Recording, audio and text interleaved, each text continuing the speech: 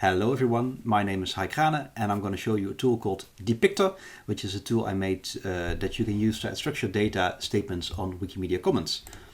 So, my name is Hai Krane and I build online stories and other digital things, but that's mostly web development. And I've been a Wikipedian for over 16 years, since 2005, and here you can see my very first edit on the article on the Dutch painter Pim Mondriaan. I even could call myself a Wikipedian resident in 2013 when I was working at the Dutch National Library and Archives, but nowadays I'm mostly just a Wikimedia volunteer. And I really like to add structured data to items on Commons, and we've had Commons for a little over 2 years now, and it has proven itself to be quite useful. We're able to run Sparkle queries, so here you can see the results of such a query with locations of maps in an old Dutch atlas that I actually uploaded when I was working as a Wikipedian resident at the National Library. The search engine on Commons has gotten a lot smarter because of structured data, and we're able to add this wealth of new metadata on media items, so very useful. But there is a problem. We have the depict statement, which is like the cornerstone of the whole structured data system, which indicates what a media file depicts. But only about 6 million items of the 78 million media items on Commons have a depict statement. And that's only about 8% of all the media files on Wikimedia Commons. So, that's unfortunate. But the thing is, this data is definitely available. Many files are grouped together in a specific category. For example, here you see Ruud Gullit, which is a famous Dutch football player from the 80s. With portraits in his category. And you can also see that this category has been linked to a Wikidata item. So about 3 million items on Wikidata are already linked to a Commons category, either using the Commons category property or using the site link. So you would say that the problem is relatively easy to fix. We can just write a bot, get all the Wikidata items that link to a specific Commons category, loop over the files in the category, and depict statements referring to that Wikidata item. But is it really that simple? Nope. Unfortunately, it's not that simple. And the problem is that not everything in the category actually depicts the thing that it's linked to.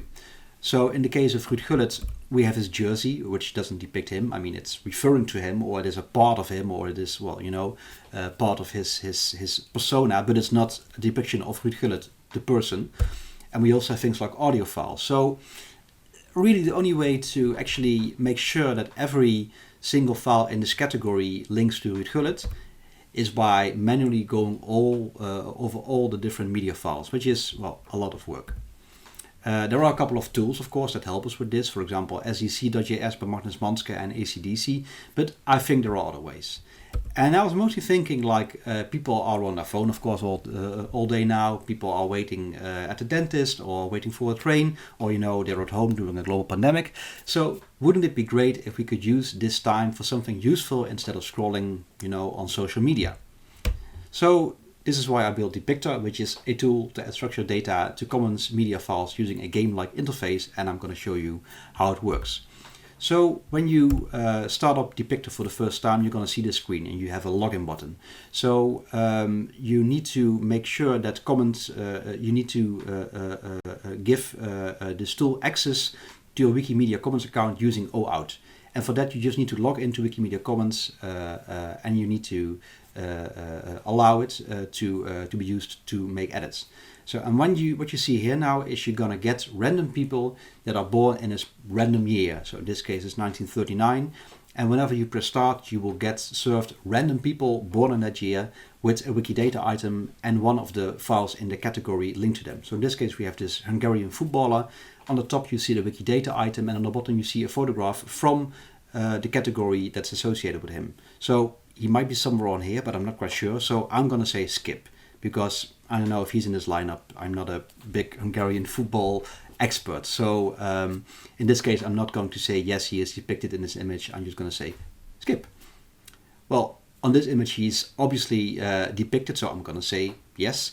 And all the times that you click on these buttons, or specifically when you click on yes, and that is made on Wikimedia Commons using your user account. Well, if you don't like Janos Goroc, you can just say skip item, and you're going to get another person born in 1939. So in this case, it's a Moroccan writer, Tajeb Sadiki. Well, and so that goes on and on. There's also a couple of keyboard shortcuts. If you're working on desktop, you can just press 1, 2, and 3 to go over all the items. So that's another way to use this tool.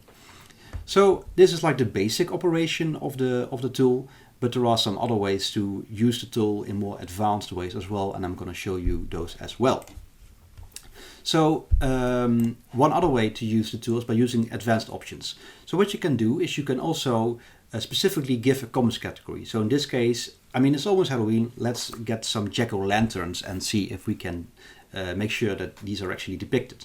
So it works the same way. You get like a reference item on top, and you can just say the same thing again: yes, skip, and no. When you say no, actually it will it will be saved in a database, so you won't get this image again, and nobody else will too. So we make sure that people don't get the same image, and maybe someone accidentally does press yes. Nested categories will also work. On the backend, it's using pet scan, so you can make quite complex category queries and put this into Depictor. Yeah, so the final thing I'd like to show you is the option to add a Sparkle query to Depictor. So this is a Wikidata Sparkle query, and what we're going to add here is a query that will fetch all the candies or items that have an instance of candy, because it's Halloween, let's have some candy as well. It will fetch the items associated with that query, and it will fetch the items in the categories associated with those items. It's becoming a bit complicated, and you can do the same thing. So in this case, you're gonna get once again something at the top, a Wikidata item, the end is chocolate mint, and a photograph of something, and is it the same thing? And I'm gonna say yes. And there's also some other thing that you might notice here at the bottom. It's the create challenge button, and that will appear at points when you have like a query that gives at least 10 different items. And when you press it, you can make a challenge. And a challenge is a way to cooperate with other people on like the same query or the same category query that you're doing on Depictor. So you might, for example, have a specific team that you want to cooperate on, or maybe you work in a museum, you want to get some people involved, and you can use this to, well, work together on depicting a set of images on Wikimedia Commons. So right now, I added this functionality a couple of weeks ago. We already have over 20 challenges. So for example, there's one about Olympic medal winners that has over 2,000 statements that have been added in the context of this challenge. So that's amazing. And every single challenge also has a leaderboard. So a leaderboard is a way to see the users that have like the most, that added the most statements to those items. There's also a global leaderboard. So in this case, you can see, I made a screenshot just at the moment when the top user at the leaderboard, PMG, a Polish user, has made exactly 100,000 statements on Wikimedia Commons. So that's quite a lot of clicking, I suppose. So, I mean, it's amazing to see that you develop a tool and people just start to use it extensively. So, well, I mean, it's amazing how many people have used this tool already, even though it's just been online for like a month or two. So that's about it. Thank you very much.